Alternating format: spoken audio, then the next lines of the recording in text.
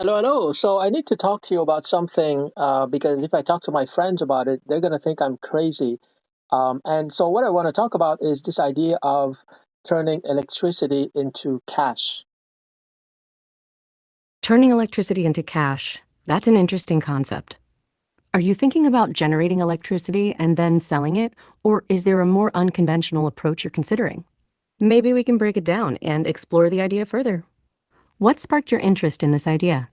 Well, I want to become a billionaire by the end of 2026. So this is one of the candidate approaches that I'm going to use. And so when I say, I want to create a system that converts electricity into cash, here's what I mean. I use electricity to power my laptop computers or my gamer PC, and my gamer PC or laptop will use software programs that I create in Python to process information, like low value information, and it's going to spit out or generate high value information like reports, business plans, etc. And then I'm going to sell those reports and business plans and documents on the internet and make money. And therefore, because I purchased my gamer PC already, because I have Wi-Fi already, the only thing and information is abundant online. The only thing that I need is electricity to power my computers, and I'm going to be able to generate valuable documents that I can sell. In other words, I can make money. So that's what I mean when I say that I want to create a system that converts electricity into money. So, you're looking to leverage electricity to power your computers, which will then use software to generate high value information products that you can sell online. That's a creative approach to monetizing information. Have you considered the scalability of this model and how you'll ensure the reports and business plans you create are unique and valuable enough to attract buyers? Actually, it just occurred to me that I don't even have to use my computers because I can create a web application, for example, an automated business plan writer. Users just have to go to a website and they enter their information. So they would fill out a detailed questionnaire about their business, their situation, their skill set, their experience. And then the web application, which is written in Python, would generate a business plan for them. And for that service, I can charge them like a small amount of money. And so I don't even have to use electricity on my computer because the electricity will be used by my users on their computers. You're thinking of taking it a step further by creating a web application that automates the business plan writing process. That way, users can input their information and receive a generated plan, and you can charge a fee for the service.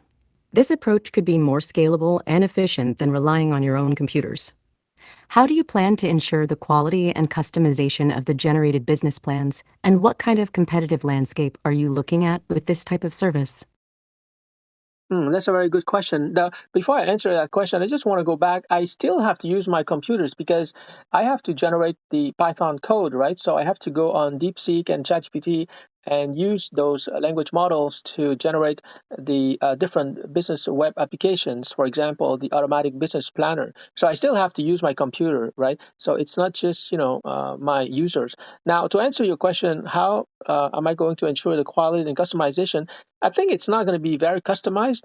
I mean, it's going to be customized to a certain extent because the web application will take in the information submitted by the user and it's going to generate a business plan that is suitable for them. For example, if they are coaches, the business plan will be different than for somebody who is launching a digital marketing agency, right? So the business plan contains a lot of variety so that the business plan generated by my web application will be like more or less customized to the specific business situation of the user. Now in terms of the quality, it's probably not going to be as good as a business plan written by a human business planner, but a human would charge you like anywhere between $2,000 and $5,000. But my web application that writes business plans, I'm probably going to charge like $100. So when you look at the price quality ratio, it's a pretty good deal. You're right, you'll still need to use your computers to develop the web application. Now, regarding the quality and customization, It sounds like your web application will offer a good balance between the two, considering the user's input will influence the generated business plan. The price point you're considering is also quite competitive compared to human written plans. One thing to think about is how you'll handle revisions or updates to the plans, and whether you'll offer any additional support or resources to users. Will you provide any kind of review or editing process, or will it be a one-time generation with no further changes? Well, I think that for $100, people will get, a very good business plan. And if they want me to review it with them in a Zoom session, for example, I will have to charge an additional consulting fee. But they don't have to. They can get together with their team, with their mentors and advisors, and they can review the business plan. And I will provide ways for them to review the business plan generated for $100. You're thinking of offering a base product with the option for additional services. That way, users can choose how much support they need. Providing ways for users to review and refine the business plan on their own could be a good starting point. You might also consider gathering feedback from users to continually improve the quality and relevance of the generated plans. Have you thought about how you'll market and promote your web application to reach potential users? Yeah, I thought about that, but I just want to go back to the initial concept of turning electricity into cash. So, as I mentioned to you, my users can just go to my website and they can fill out a questionnaire, and a business plan will be written for them. Now, the amazing part is that electricity to cash. Where was I going with that? Um, yeah, so basically that is simple to understand because the web application would generate the business plan and it would maybe release a partial version, maybe like 40% or 50% that people can download for free. And when they see the quality of what they're seeing, then they can, click and they can purchase the complete business plan. So I don't have to really sell that service because, if people like the free preview sample, then they will probably purchase the business plan for $100. Um, what I wanted to say was that my role really is to use electricity to power my computers and then get ChatGPT or DeepSeek to create more Python programs. So I'm going to have like hundreds of web applications, and they each will focus on a particular business function, whether it's writing a business plan or crafting an email marketing system or social media marketing plan, etc. So each web application is going to focus on something specific in the business. You're refining the concept of turning electricity into cash by leveraging AI-powered web applications to generate valuable business content. Your role would be to develop and expand the range of applications, using electricity to power the process. By offering free previews, you're letting the quality of the content speak for itself and drive sales. With hundreds of web applications, each focusing on a specific business function, you're creating a diverse portfolio of tools that cater to different business needs. How do you envision managing and updating these applications over time, especially as business trends and needs evolve? Well, the web applications are written in Python and the code is inside of my GitHub repository. And so I can change the code anytime. And since my GitHub repository is linked to the Streamlit web applications, every time I change the code, the users will be able to experience the updated web application because Streamlit is connected to my GitHub repository. But anyways, I wanted to mention that I just got a new insight. So it's not just electricity to cash, it's electricity to asset. For example, if I use electricity, which I have to pay for, to power my gamer PC, and then I go online, I use DeepSeek and ChatGPT to create Python programs. These Python programs or web applications, they are actually assets because once I upload them on the internet, they will be able to generate money for me. That's the definition of an asset. So, it's even better than electricity to cash. It's, electricity to assets that are generating income for me even while I'm sleeping. You're leveraging GitHub and Streamlit to efficiently manage and update your web applications. That's a solid approach. Now, regarding the concept of electricity to assets, That's a great way to frame it. By using electricity to power your creative process and generate valuable web applications, you're essentially creating assets that can produce passive income. This model can be quite scalable and lucrative, especially if you continue to develop and expand your portfolio of applications.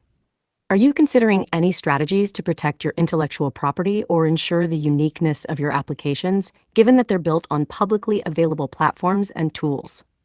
Yeah, that's a very good point. This issue of IP protection. I think that I lean more towards open source. In other words, if people want to, they can purchase the Python code that I have on GitHub. And once they have the code, of course, they can modify it as they wish, and they can create Streamlit web applications, and they can charge whatever they want to charge to their subscribers and clients. And I lean towards the open source approach because I think that as more and more people get into this game, I'm going to benefit because they're going to give me feedback, and also because I can sell the source code more easily. Now, of course, not everyone will want the source code because they might not be technically savvy enough to know how to use the Python code, how to modify, and also how to create Streamlit web applications. So for those people, they can just be users who pay me $100 for each web application. You're embracing an open source approach, which can indeed have its benefits, such as community feedback and easier sales of source code. By offering both the option to purchase the source code and use the web applications, you're catering to different types of customers. Those who are the option to purchase the source code and use the web applications, you're catering to different types of customers. Those who are technically savvy can modify and resell the code, while others can simply use the applications as is. This approach can help you tap into a broader market and create more opportunities for revenue generation. So now that you know more about my concept of electricity to cash or electricity to assets, can you write a 500-word essay to explain those two concepts? Sure. The concept of electricity to cash and its more refined counterpart, electricity to assets, represents an innovative approach to generating revenue in the digital age. At its core, this idea revolves around harnessing the power of electricity to fuel creative and productive endeavors, ultimately converting that energy into tangible financial gains. The electricity to cash concept is straightforward. By using electricity to power computers and other digital tools, individuals can create valuable products or services that can be sold online. For instance, one might develop software applications, generate high-quality content, or offer digital consulting services. The key is that electricity serves as the primary input, driving the creation of these digital offerings. The electricity to assets concept takes this idea a step further. Instead of merely converting electricity into cash through direct sales or services, this approach focuses on creating assets that can generate passive income over time. These assets might take the form of web applications, software tools, or other digital products that can be sold or licensed to others. Once created, these assets can continue to produce revenue with minimal additional input, effectively turning electricity into a long-term source of financial returns.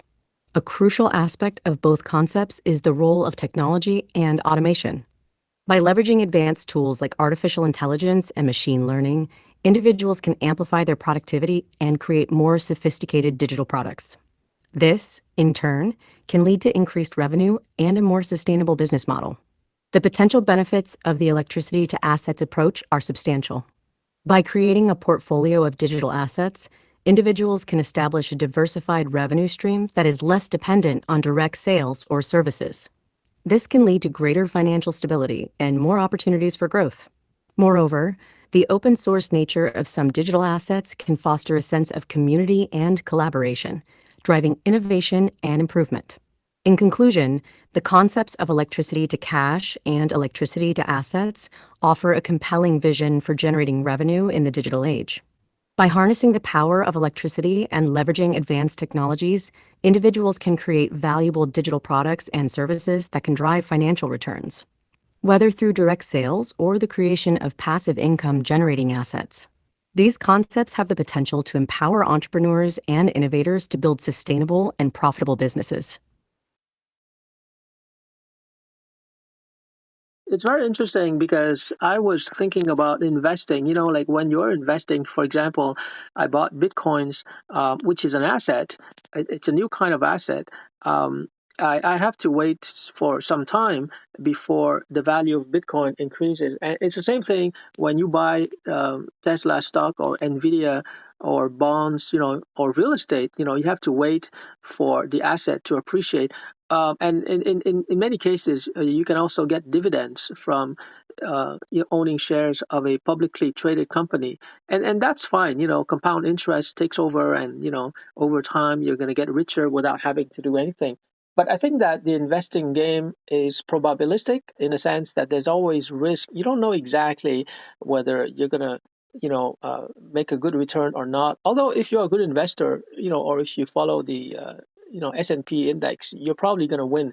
But what I mean is that it's probabilistic, whereas my electricity to asset approach is more deterministic in the sense that, I know with a very high degree of certainty that by using ChatGPT or DeepSeek to create web applications and, charging people for access to those web applications, I will generate revenue.